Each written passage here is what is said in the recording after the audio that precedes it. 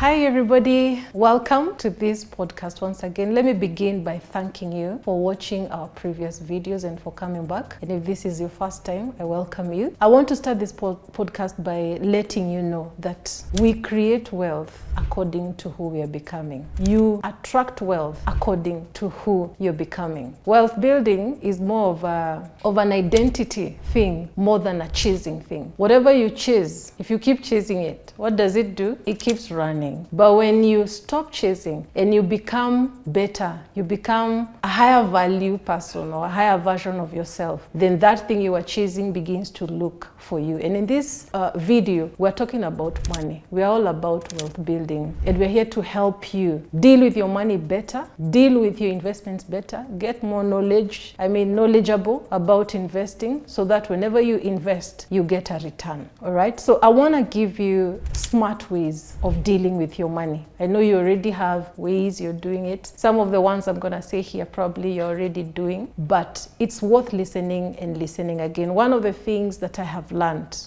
keenly in my wealth creation journey is that in order for you to stay course, you have to keep hearing and hearing all over again so that you don't get lost. And let me be very honest and say, for everybody out there who is creating wealth, they don't get it right all the time. There are days they miss it, but because they're continuing to expose themselves to wealth creation information, whenever they make a mistake, they are easily self-correcting themselves because they keep hearing it. So on to my first and very important smart way for you to deal with your money is value-based budget. I'm sure it has been said, repeated, re-repeated, but notice the first word I have said. Value-based budget. It is one thing to make a list of your expenses and your investments, but it's another thing to just look at them keenly and interact with them and ask yourself, why do I spend money on, say, wardrobe?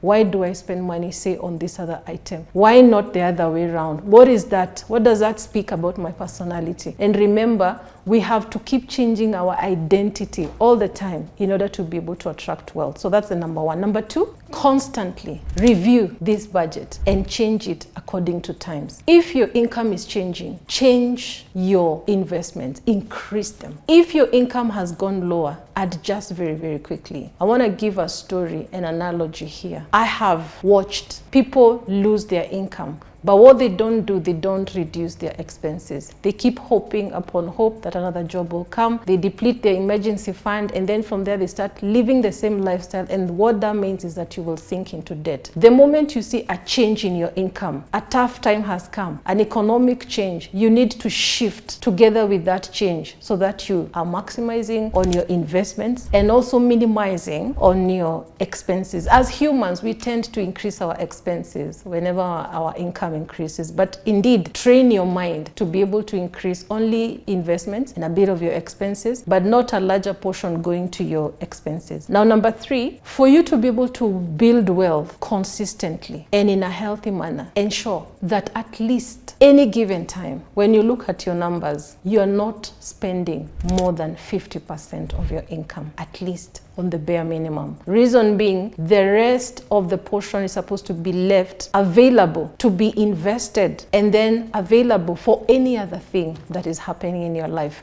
If you tie all your income, let's say for example 80% of your income in expenses, that means if an opportunity arises in the market, you're not going to be able to take advantage of it. Recently, a friend of mine in this world of investment told me there are many upcoming investment opportunities currently in the market, even globally. But what are opportunities if you don't have the liquidity to be able to invest that money? Automate your savings. Do not trust yourself that you're going to be able to always transact and push that money to where it's supposed to go. Currently, in the world we're living in, technology is a huge advantage. Take advantage of that. Put standing orders. Put check-off systems in place. Automate. If you decide part of your income is going to a SACCO, automate. If you decide part of income is going to mutual funds, there are various places you can invest right now. Mutual funds, the stock market, bonds, treasury bills, and also real estate, because those are avenues you can be able to invest. Ensure that these investments are automated, because if you don't automate, The moment your money lands in the account, before you know it, everything is chasing after it, and you're not going to be able to invest. I want to say very importantly that the people who make it in this wealth creation journey, they don't do it at ease. You push yourself to doing it. You train your mind, you train your body. It becomes, first of all, your identity. Then it becomes part of your process, and then eventually you begin to see the results. And it's not a one-day journey. Investment is a journey. It's not a destination. You don't arrive and then this is it. It's a journey. You begin by failing fast, picking yourself up again, failing again, failing very quickly. You pick yourself up again, and then eventually you find that those things that you were struggling to do before, you're being able to do them very well. I'm going to give an example in a story. In the age of telephones, before the mobile phones came about, there was a lady who used to call the operator and ask to speak to the parent, the mother in this case. So what they used to do, they would dial the number, and because they never had the coins or the money to put in the call box, they would tell the operator, please patch me up to this number. So it happened so many times until at some point the operator never used to ask the lady, who do you want to speak to? They would quickly just receive the call. When they hear the voice of the lady, they patch them up with their mother. So that example tells you that's how your brain works. The more you do something, the more your brain will do it on autopilot. So if you're right now struggling with spending so much money on a certain item, you have formed that loop. You have formed that pattern in your brain. It began with doing it once, twice, thrice, many times, and then it became an identity. What you need to do is to begin the practice of not doing it and doing something extra. Behaviors are replaced. You need to replace it with another better thing, and then when you do it over time, it begins to become your identity. Point number 4, begin your journey of investing to replace your income, active income. What this means is you want to start your journey of escaping the rat race. Life is not just about going to work, going back, paying bills, coming back, paying bills, coming back. Your salary is not just for paying bills. What you need to do the moment you get an income is start mapping out your journey of investing a portfolio big enough to be able to replace your income, so that one day you don't have to work the way you work. You can work for all your life, because I believe retirement is not about stopping to work. It's about doing what you love to do